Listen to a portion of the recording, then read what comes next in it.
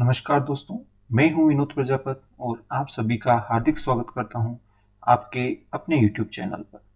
दोस्तों, आज के इस वीडियो में हम ICTSM से रिलेटेड जो इसरो में पूछे गए टेक्नीशियन बी के जो क्वेश्चन हैं, जो कि पेपर 2018 में हुआ था, उसका सेकंड पार्ट है, जिसमें हम 31 से 60 क्वेश्चन का रिव्यू करेंगे।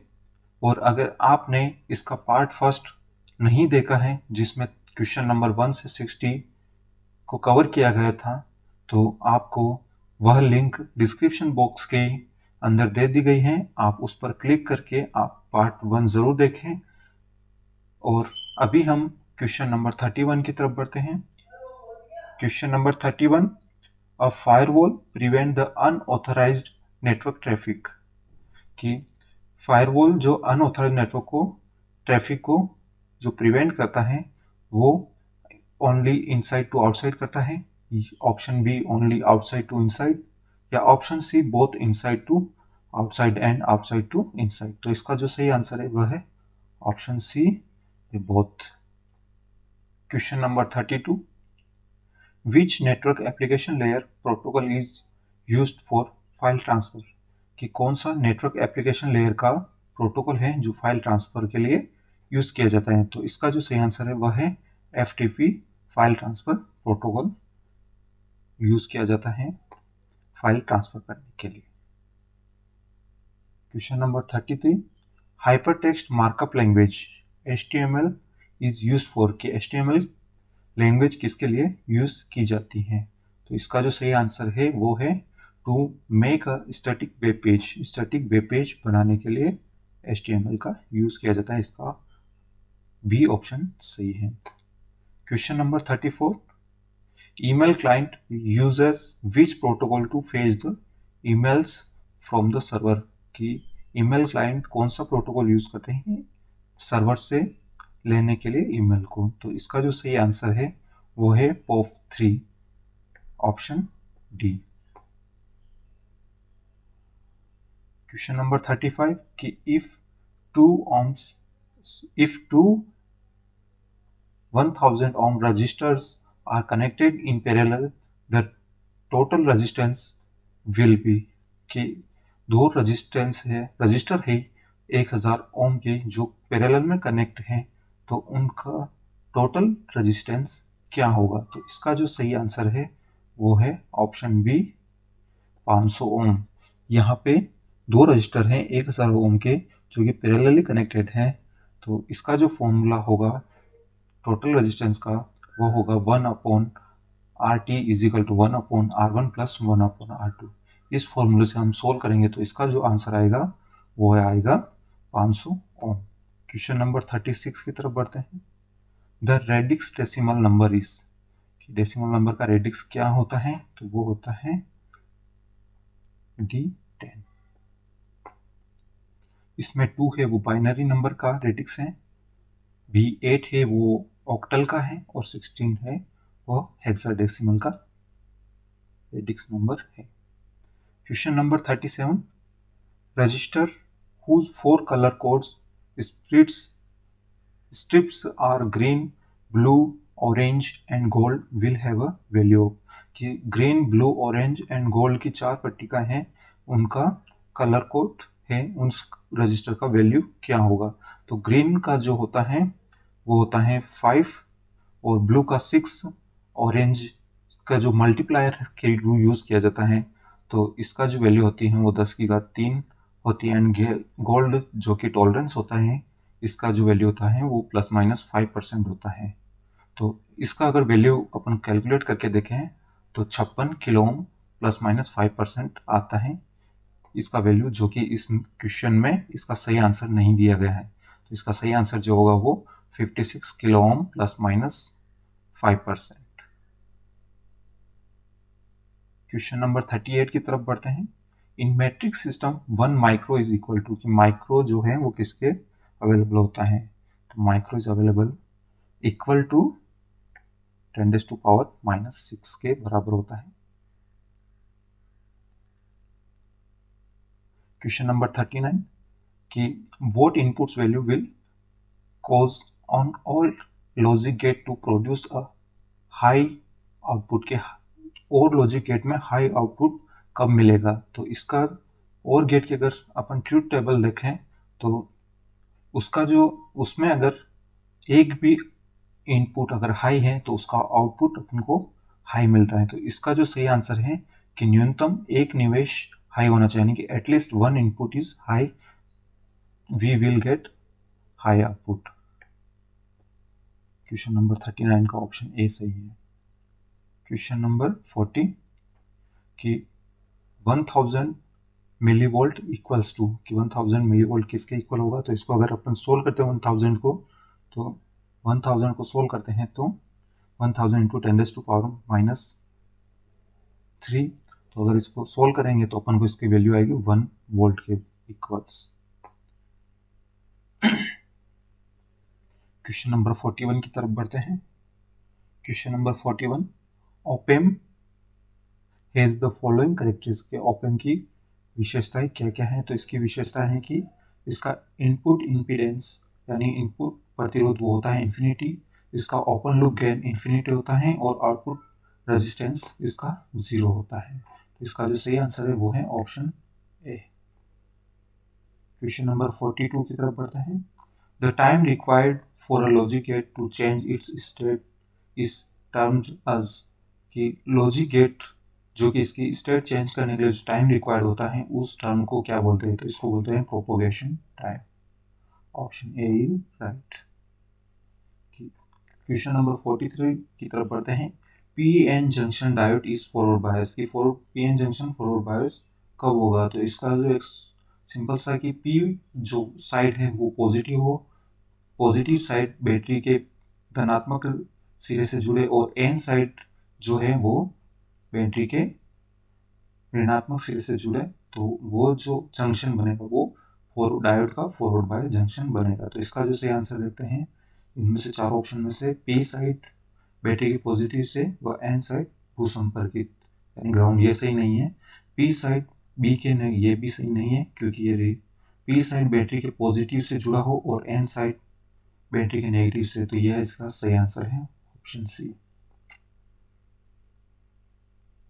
Question number 44, the symbol Excel represents, कि एक्सल सिंबल किसको रिप्रेजेंट करता है। तो यह इंडक्टिव रिएक्टेंस को रिप्रेजेंट करता है। अगर यहाँ पे एक्स सी होता है तो उसका जो सही आंसर होता है वो होता है कैपेसिटिव रिएक्टेंस। और इम्पीडेंस की यहाँ बात की गई तो इम्पीडेंस Z से प्रदर्शित किया जाता है और प्रतिरोधकता रेजिस्टेंस R से प्रदर्शित किया जाता है। क्वेश्चन नंबर 45 की तरफ बढ़ते हैं। क्वेश्चन नंबर 45 की what is the total capacitance of given circuits, की यहाँ पे सर्किट दिया गया है उसमें टोटल कैपेसिटेंस क्या होगा। तो इसमें अगर सर्किट को अपन सही तरीके से देखें तो इसमें 4 कैपेसिटर जुड़े हुए हैं जो कि समांतर क्रम में जुड़े हुए हैं, और जब समांतर क्रम में कैपेसिटर यानी कि पैरेलली अगर जोड़ा जाए तो उसका जो फॉर्मूला बनता है वो बनता है C total is equal to C1 plus C2 plus C3 plus C4। इसमें 4 कैपेसिटर हैं। अगर इन चारों की अगर यह देखें वैल्यू तो इसको काउंट करेंगे तो अपन इसका जो वैल्यू आएगा वो आएगा 12 फेरेड। तो इसका सही आंसर जो है वो है बी। नीचे 46 क्वेश्चन नंबर की following is a true table of, ये ट्रू टेबल किसकी है। तो इसका जो ट्रू टेबल देखते हैं तो इसमें जब दोनों इनपुट समान है तभी इसका आउटपुट हाई आ रहा है। तो इसका जो सही आंसर है वो है एक्स नॉर। एक्स नॉर इसका सही आंसर है, एक्स नॉर की यह ट्रू टेबल है। 47 की तरफ बढ़ते हैं। BCD code 100000100010 is equivalent to decimal, की डेसिमल यह जो बाइनरी कोड दिया गया है यह डेसिमल किसके बराबर है। तो जब इसके ऊपर अपन 8421 से अगर अपन इसको कैलकुलेट करते हैं सारे डिजिट को तो इसका जो सही आंसर आएगा वो आएगा 821, कि यह जो बाइनरी कोड दिया गया वह डेसिमल के इक्वल है 821 के। क्वेश्चन नंबर 48 की तरफ बढ़ते हैं। क्वेश्चन नंबर 48 की मल्टीप्लेक्सर मीन्स, कि मल्टीप्लेक्सर का क्या होता है। तो इसका जो सही आंसर होता है मैनी इंटू 1। तो इसका जो सही आंसर है वो है ऑप्शन बी कि many input one output. Question number 49 कि in following circuits R1 is equal to R2 is equal to R3 10 ohm the value of R equivalent is कि जब तीन रेजिस्टेंस इसमें R1 R2 और R3 दिया गया है जिसकी वैल्यू 10 ओम है, तो इसका जो टोटल रेजिस्टेंस है इस पॉइंट से इस पॉइंट के बीच में, तो वो टोटल रेजिस्टेंस क्या होगा। तो अगर अपन इस सर्किट को ध्यान से देखें, इस सर्किट को अगर अपन ध्यान से देखें तो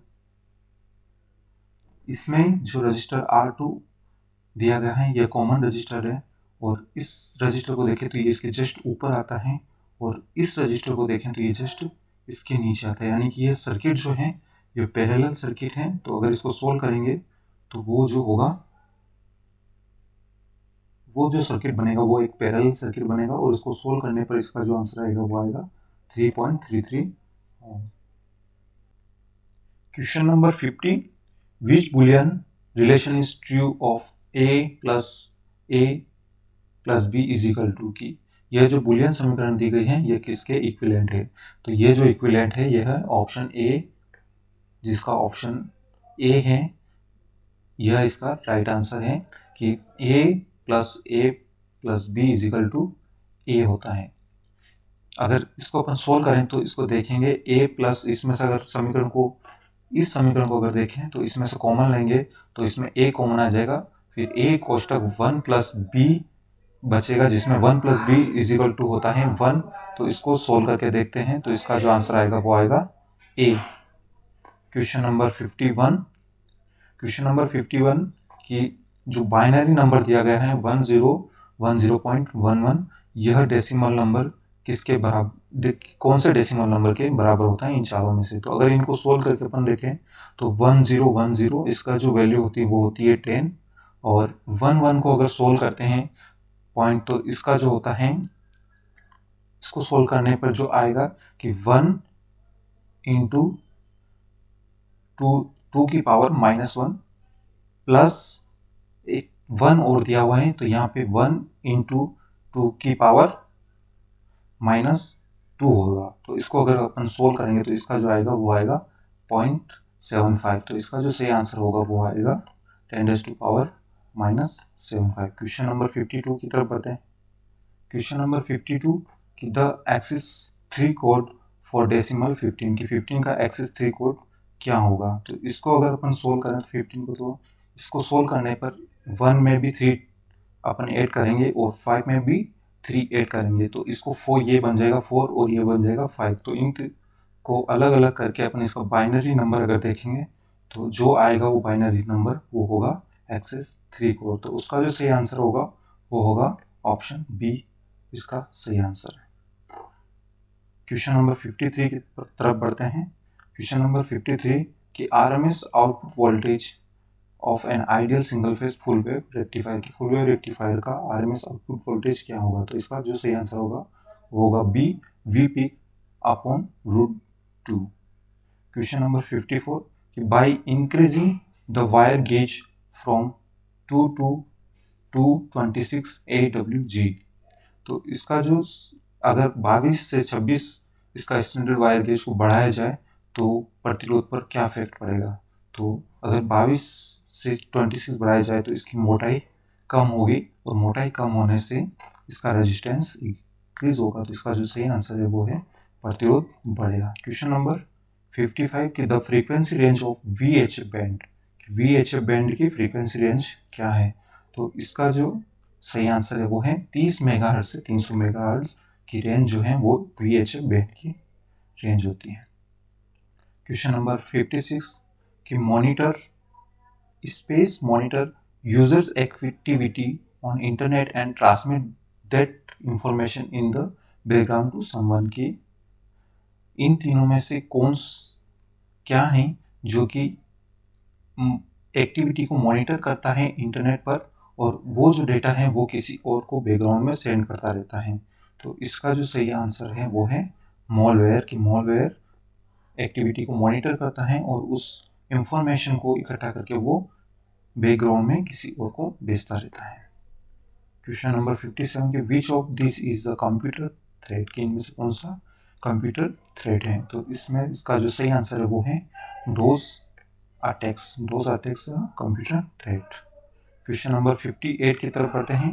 विच of the following is not a communication command, इनमें से कौन सा कम्युनिकेशन कमांड नहीं है। तो grep is a not a communication command.